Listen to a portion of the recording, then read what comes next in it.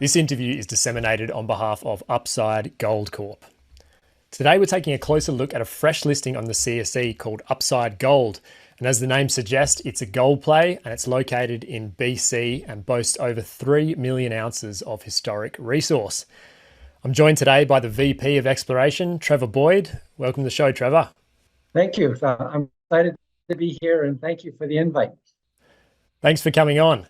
So we've seen on your recent press release reporting multiple higher grade gold, silver and copper showings beyond the existing historic resource boundaries.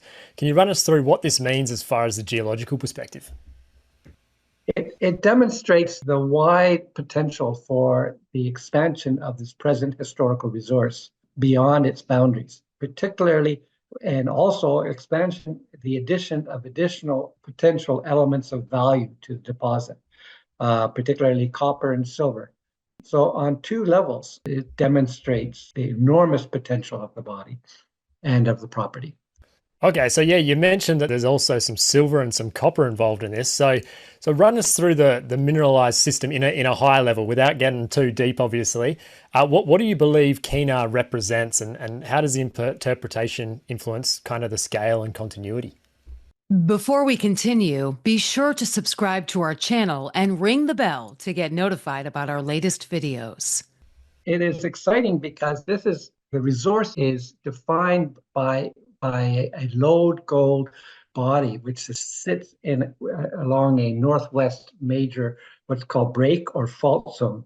But what's interesting is that surrounding it and along strike and adjacent are porphyry copper gold system or geologic intrusions, which are rich as well. And they basically envelope this body, but they're all part of a major gold copper system, which feeds both. And these results, particularly the field results, but also just an ongoing compilation, which the company has been doing for the past 8 or 9 months, has demonstrated this to our mind, and we like to show that to you and to our investors.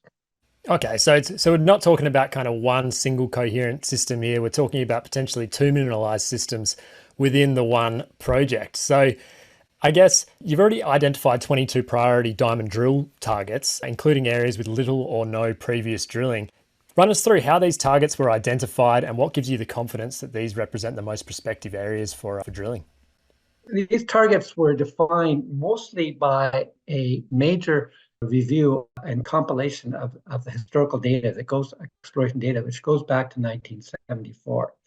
And this data represents covers over 7 kilometers of strike length of this body. The actual resource body is only 4 kilometers of strike length. So within this compilation of geochemical, mainly soil results, of IP surveys, of airborne magnetic surveys, all were brought together. And this allowed us to identify areas even before we went out in the field where we thought there would be potential for adding new resource and increasing the size of the resource. And once we in the field, results supported the compilation work. And with that, we were able to define these targets. Fantastic. So you got geophysics on your side, you've got some potential extra strike length. Do you want to run us through what were the things you saw in the field that kind of got you excited about drilling these new targets? What excited us is that we identified showings and past producers, many of them which were just opened up because most of these areas that were in the mountains had not been logged before. And when logging roads were pushed in, it allowed access to these areas without having to use a helicopter. And this changed the game and allowed us to test and to sample these areas. And these areas had never been drilled, but based on the compilation, they showed the same geological, geophysical, and geochemical signature as that hosts the main body. And that main body is a gold deposit. But these other systems are of copper gold porphyries. They're all part of the same origin, the same genetics of gold and copper coursing through the system. So that allows us to see this in a larger picture. Okay, fantastic. You got to love the forestry guys for putting some roads in so you can get access. That's a good Oh story for yes, sure. It's the same thing over absolutely. here in It Sweden. changed everything because the areas, some of these areas have never been logged, never been drilled before. Fantastic. So brand new area. So you spoke about the fact that there was a potential porphyry copper system here alongside a higher grade gold system. Do you want to run us through potential kind of mining scenario or just how you would go about this? Would it be a bulk tonnage of the copper and much more concentrated stoping of the gold, or how would you go about it? Basically, the main body defined resource is actually a 43101 technical report, which was filed in 2021. And that resource, that historical resource, was actually pit constrained to 250 meters depth.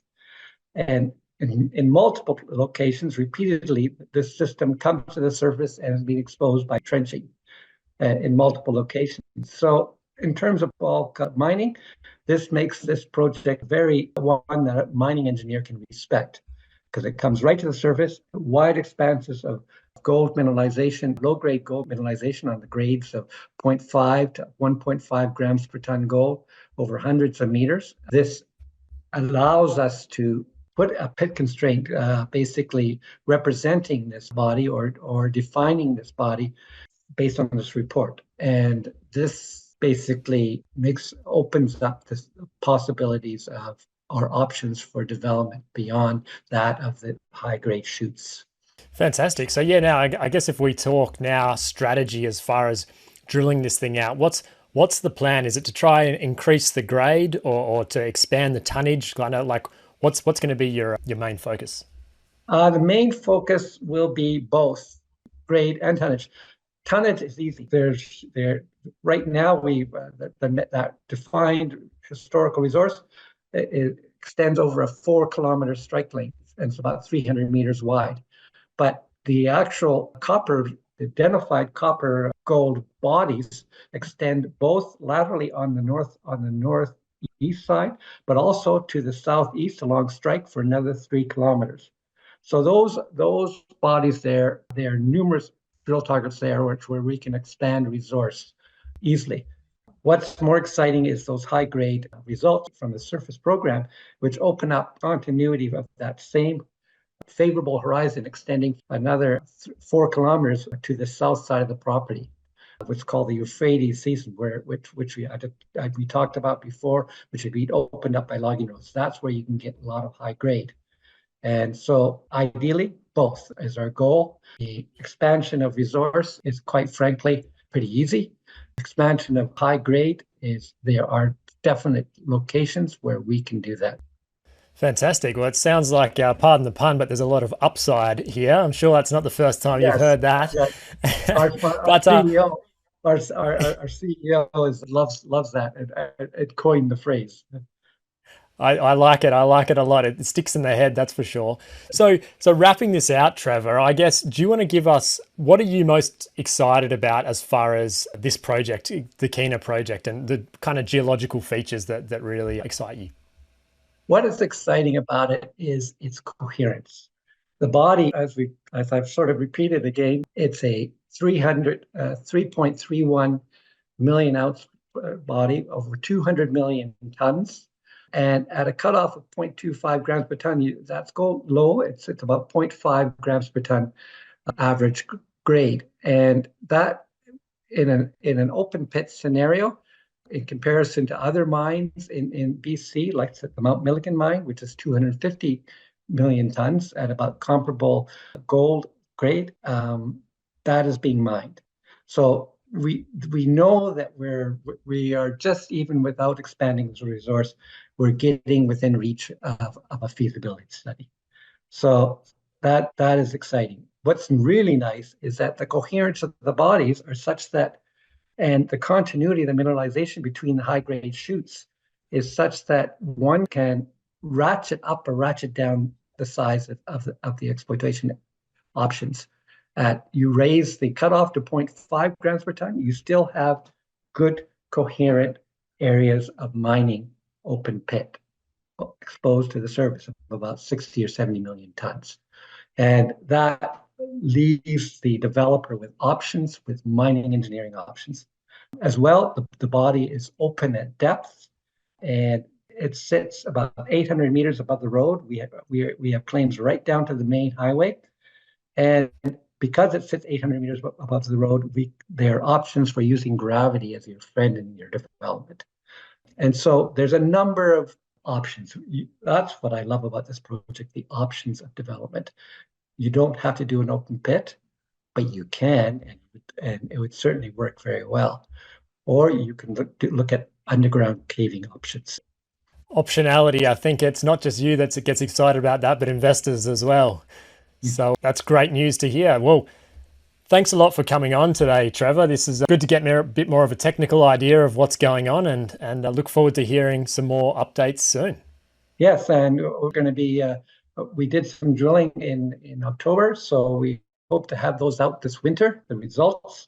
And we have a mining permit for 5,000 meters, still active, which is good until September 2026 this year, and which we will hope to start drilling. We plan to start drilling at the very end of May, and once the snow gets a little more manageable. And then we are in the process of submitting, or we have submitted applications for new permits in order so that we can continue to drill throughout the late summer and fall.